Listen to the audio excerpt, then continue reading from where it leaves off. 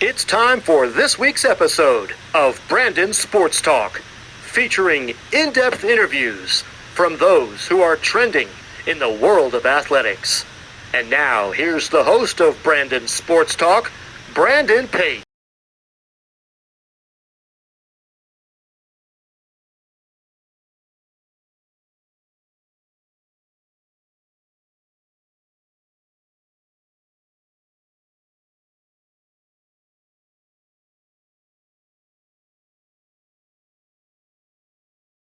Welcome back to Brandon Sports Talk. In today's episode, I have the privilege to interview the Mercyhurst head women's basketball coach, Coach Brooklyn Kohlheim. How are you doing today? I'm doing well. Thanks for having me. Can you talk about how you knew that you wanted to get started in coaching in college women's basketball?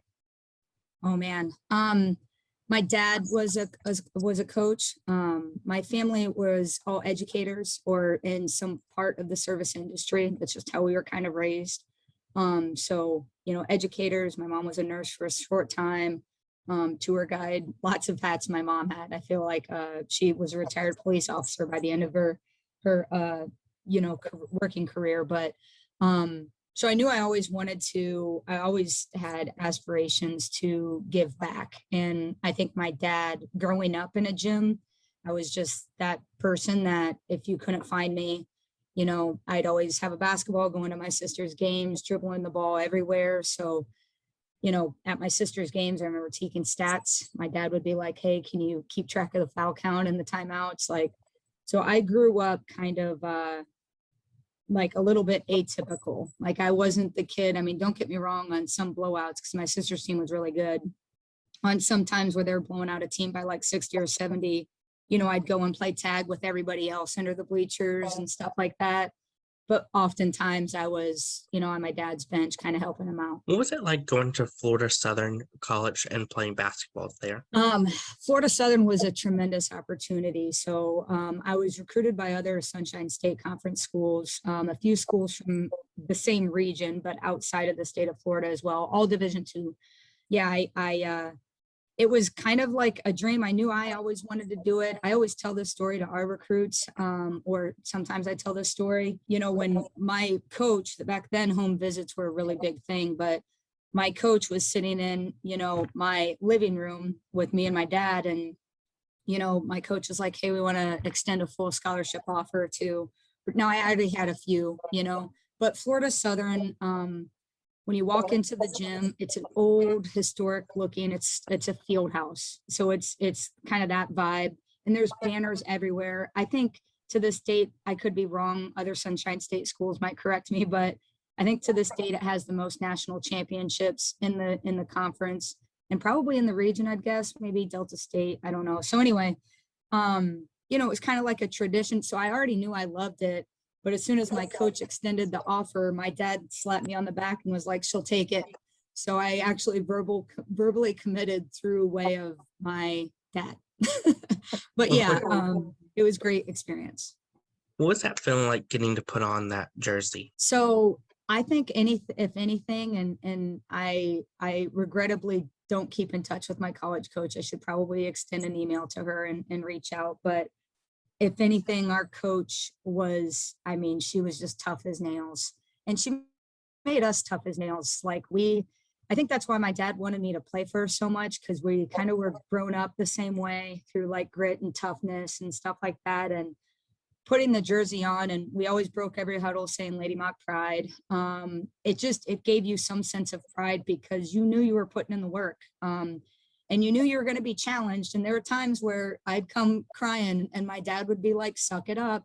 Like she made you grow as an individual in ways that, she sure couldn't get away with that today. But, I felt going into every competition and every game, like we were the toughest players there. Like even when we were going, all the way up to Michigan Tech and playing Michigan Tech, we were like, we know they're tough, but we're tougher kind of thing. So it was definitely a tremendous amount of pride. Of course, coming out of college, did you ever know that you wanted to get into college coaching? And what was it like getting your first coaching job? Ironically, I was dating somebody at the time, and I I had a job opportunity to be a GA at Valdosta State.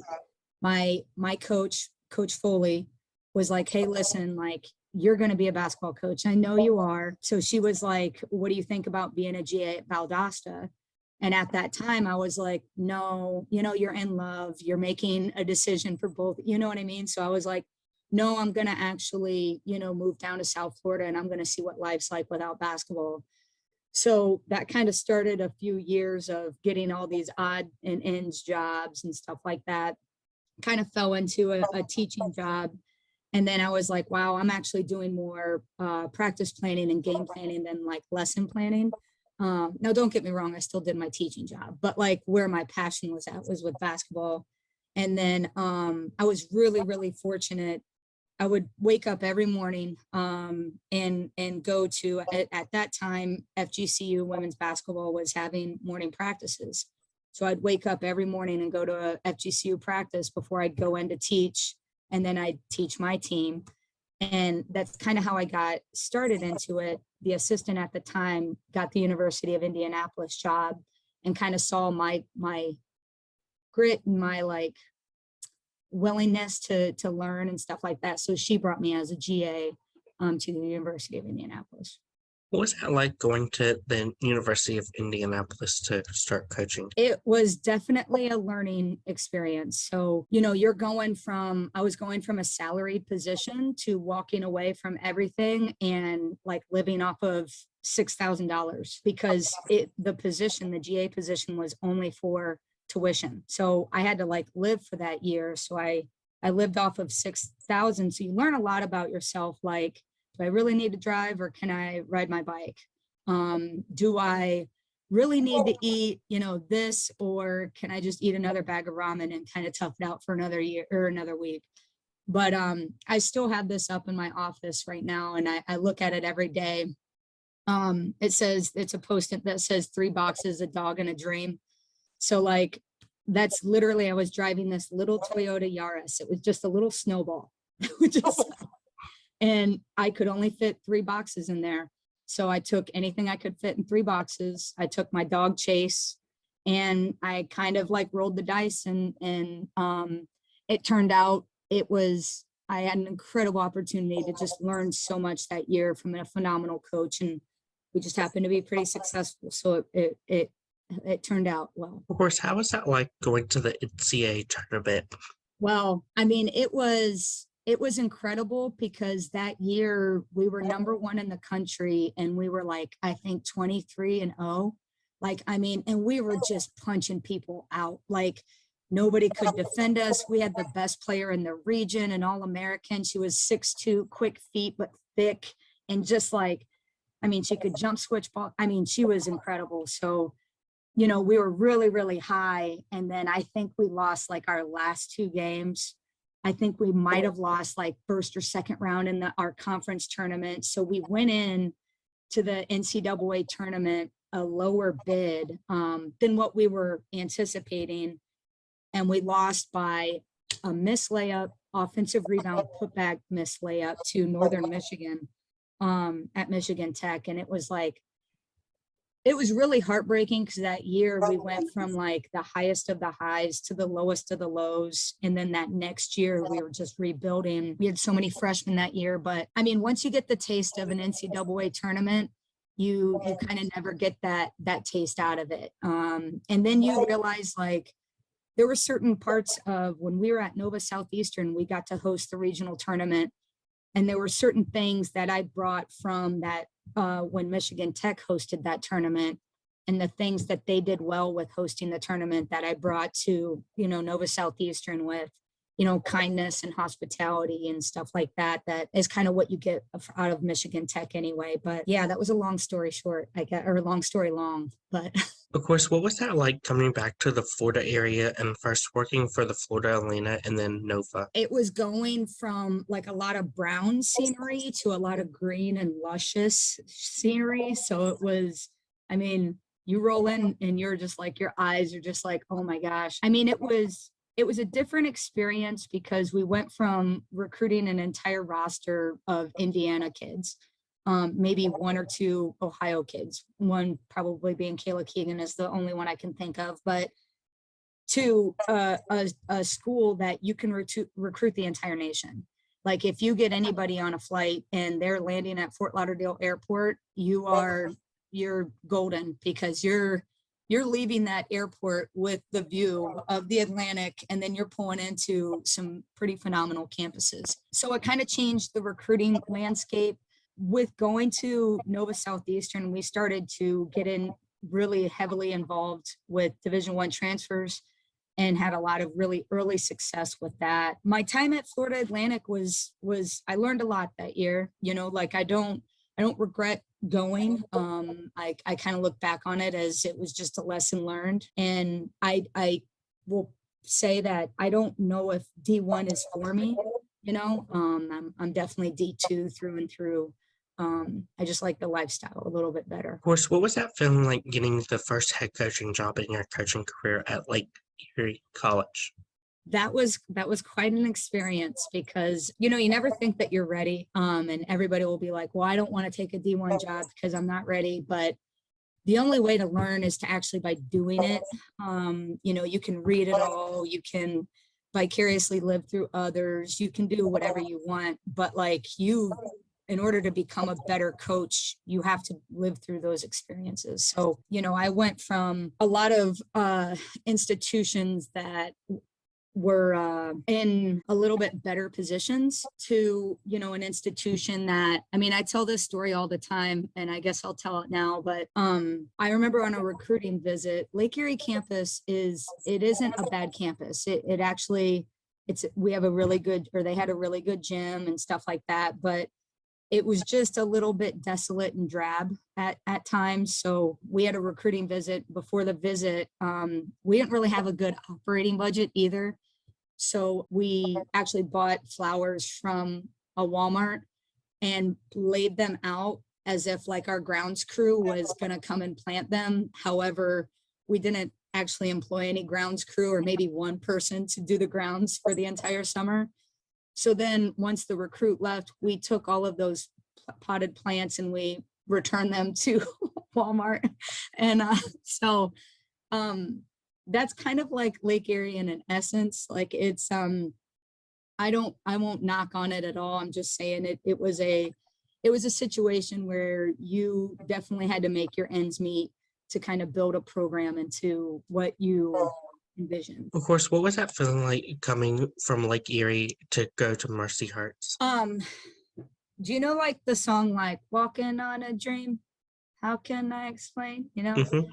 So like literally right when you're walking into the gates, like if you were to take a TikTok and you're walking into the gates, it like cue that song, because it's like our campus is just absolutely gorgeous. We have these gorgeous little gates, and then it opens up into like it's called Old Main and Egan, but it opens up into like this kind of historic campus, building, but it's where our campus actually originally started. So anyway, the amount of resources that were here, the people that you met, I actually on my interview, I never applied for this job.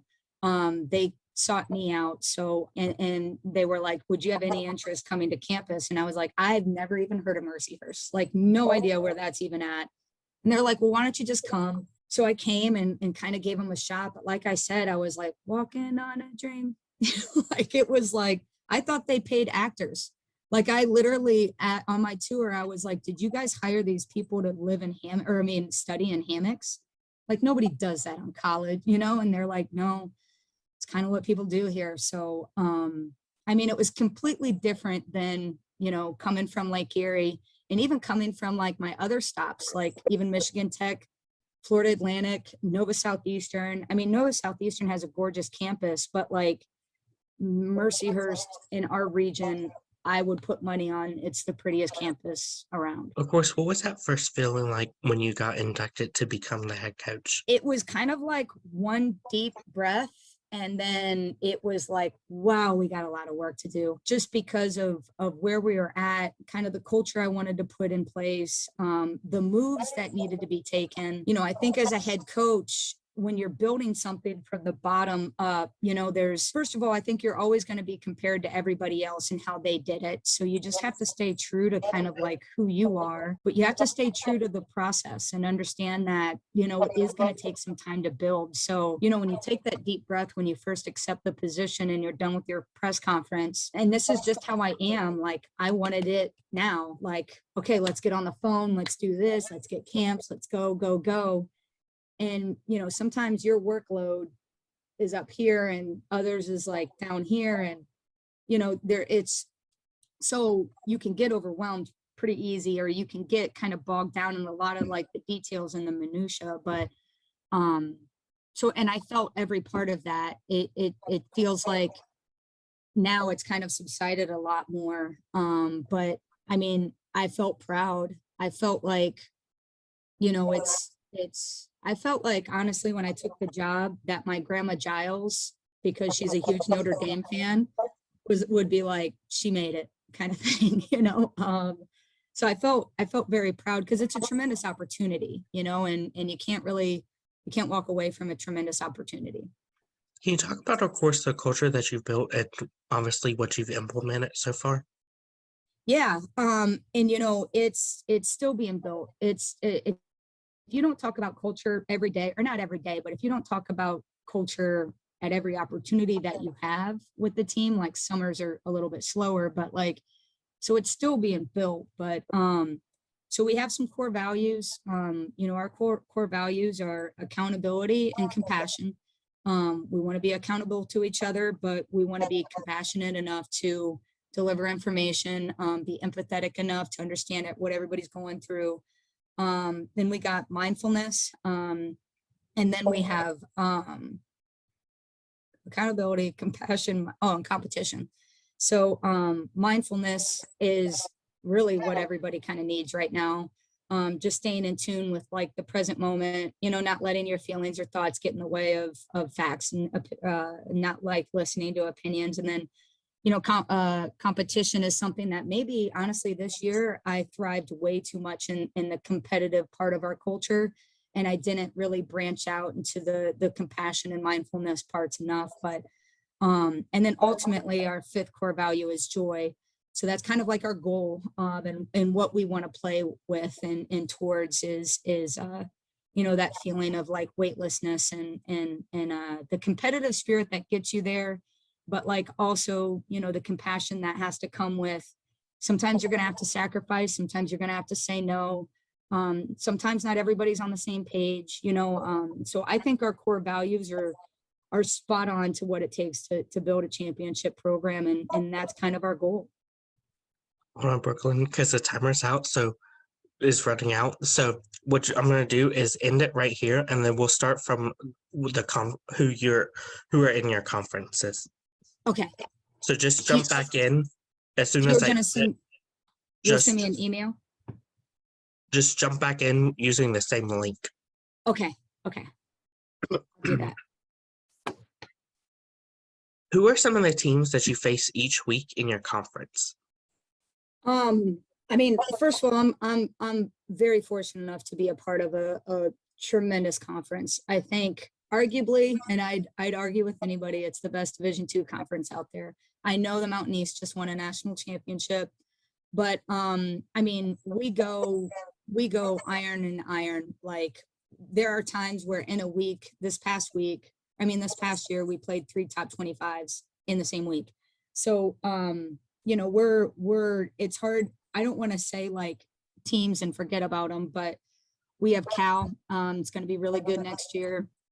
IUP is in our conference. Seton Hill is usually really good, really well coached. And then on the other side, you have like Kutztown, you have Shepherd, you have that's usually Shippensburg. That's really good.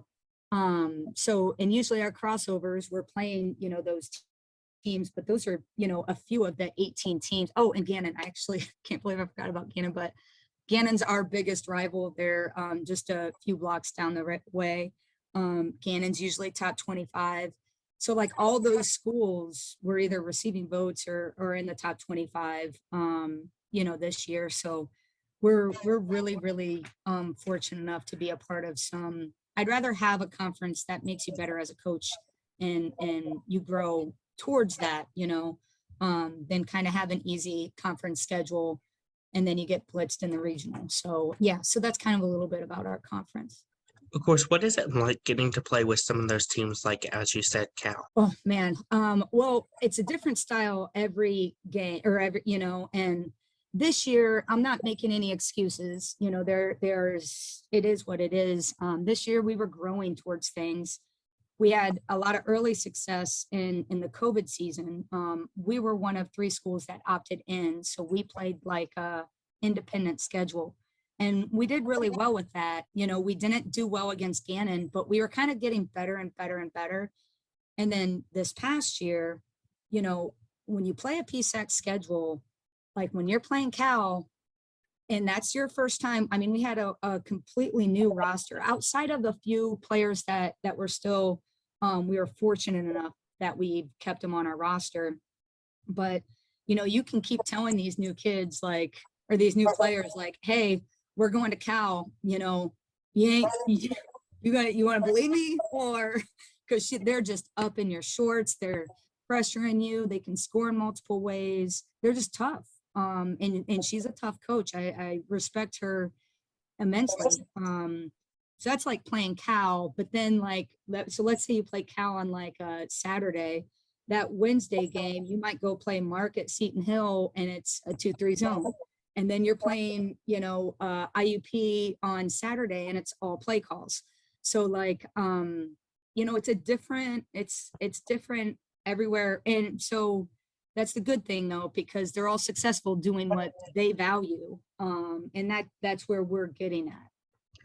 What does the recruitment process look like for those prospective student athletes looking to become college women's basketball players? Well, recruiting with us kind of starts with targeting the right players. We usually get early evaluations on them in July. So we spend a lot of time going out in July and actually in the spring as well to try to see what they look like as players. We actually use our camps as a recruiting tool as well.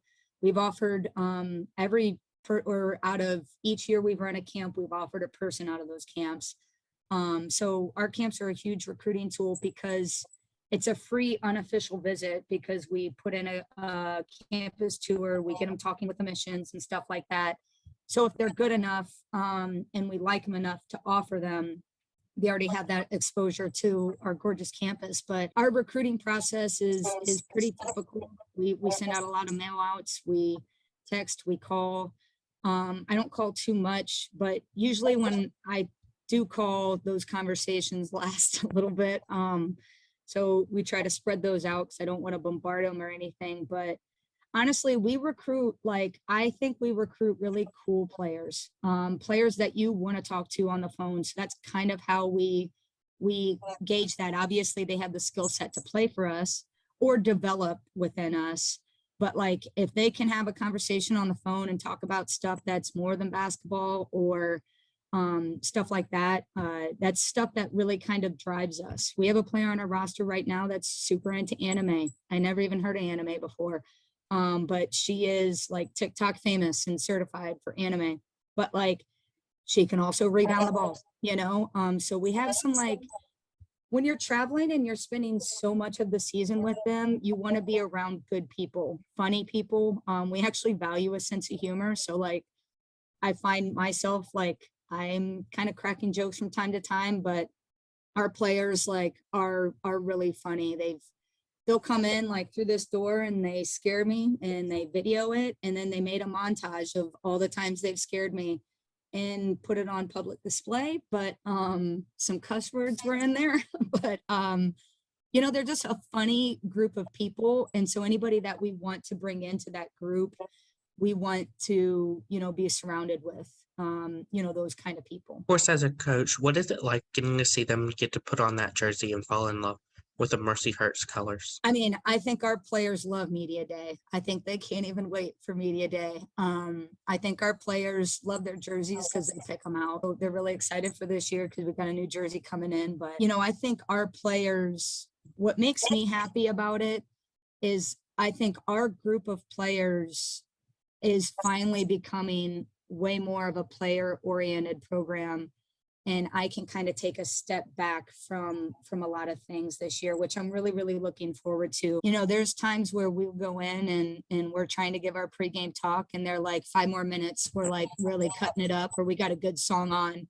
And like, I think they value that time in the locker room probably more than any other team I've been a part of. They value the time after games together as a group. Like, they're just a group of people that all understand where each other are coming from, but so it's more about the wins and losses is basically what I'm saying. Like, I think they're a group that has finally meshed really well together and understand like how to counterbalance each other. Of course, what are some of your future plans for the Mercyhurst program? Oh man, keep building, stay to the process. You know, we're going to make a few changes going forward, but not very many. We were so close to having a completely different record this year. So, you know, we're scratching the surface, but we just got to kind of keep chipping away at that, and kind of building up our confidence and our stamina and stuff like that.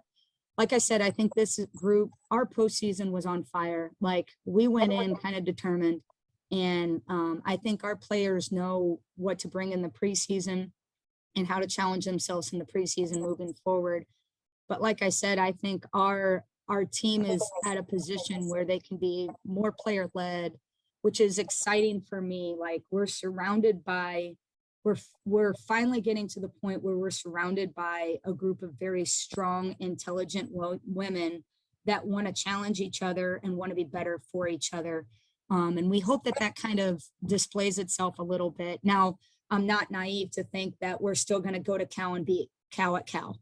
That's going to be a tough game. You know, Cal, I keep talking about Cal because I think they're going to be the best team in the league, but like, we're not at that level. You know, we have really, really kind, and I'm not saying Cal doesn't, but like, we're the type of team that would like block a shot and say sorry, where Cal's the type of team that blocks a shot and is like, you know, like, we maybe need one more of those kind of dogs, but I'm not saying, they're still very kind people, very respectful. So we're still building is what I'm saying. Of course, what advice would you give those high school athletes that are looking to become college basketball players? I'd say be a good teammate, play for your high school team. Do not pay attention or even play for the college coaches at the end of the sideline. You've got to do what you do well within the system that you're in. I'd say like a few things that we kind of look for is just how you treat teammates. Like, if you're going to go help somebody up. I mean, we have a few players offered in the 24 class that, you know, are going to help maybe raise the bar a little bit, but you know, they're the same good people that we like to be around, but they're competitive, and they play really, really well within the systems that they're in. So, you know, I'd say just stay true to yourself. And I would say that don't get distracted by everybody else's opinion or who's offered by who or who's going where. Like, once you start doing that, it kind of starts taking away aspects of your game. So, you know, maybe be mindful, put the blinders on and just play your game. What advice would you give those college basketball players looking to go to the professionals, whether it's the WNBA or even internationally? I'd say like fitness over everything. And that's fitness in all areas. I'd say mind, body, spirit, nutrition, everything. You know, I just read an article about how Sue Bird was playing into her 40s, and the amount of work she does on her body and in her mind and nutrition wise to play at 40 is the same stuff that you should be doing when you're 22 so you can get the contract overseas. You know, I've been fortunate enough to coach a few a few players that played overseas, and they just have that competitive drive, that sacrifice that they're willing to do, and that grit and grind that it takes. You got to really be not consumed by that, but you got to commit to it. So I would say like fitness overall, but it's not just like your overall fitness. It's like mind, body, spirit, because a lot of them go over there and then they get really homesick. So then they're, you know, playing video games or they're always on FaceTime. So like your mind has to be right that you're going to a spot that you're not cultured in, or, whatnot. So it's kind of a whole package that you have to work on to play this way or to play over there. What advice would you give those college assistant coaches looking to get started and then once become head coaches? I would say be where your feet are. I would say do what is in front of you to the best of your ability, and you will make a name for yourself. I would say if just like the same thing with your high school players that are looking to play in college, if you do what is in front of you to the best of your ability, stuff will kind of start to fall in place. I'd also say with assistants that want to be a head coach, like be humble and make sure that you are, just make sure that you're still willing to learn, but like us as head coaches, we don't know it all. And, assistants, you just got to continue to grow and you got to continue to kind of like bring new ideas. That would probably help, solidify and make your current situation a lot better and more advantageous for you to move up the line. So that's great advice. Where can my listeners find you at on social media along with the Mercyhurst women's basketball program? I'm at Twitter. I'm at Coach Kohlheim. So that's KOHLHEIM as in Mary. And then Hurst women's basketball, so with our program's Twitter, it's at Hurst WBB. I don't really do the Instagram game, but I could maybe get that to you at a later date, or you could just Google it. Thank you again, Coach Brooklyn Hurst, for your interview, and best of luck in your future at Mercyhurst. Thank you. You can find Brandon Sports Talk on Facebook at Brandon Sports Talk, Instagram at Brandon Sports Talk, Twitter at Talk_Brandon, and you can find me on YouTube at Brandon Sports Talk. Don't forget to like. You've been watching Brandon Sports Talk. Please feel free to like, share, and subscribe to Brandon Sports Talk on social media and on YouTube.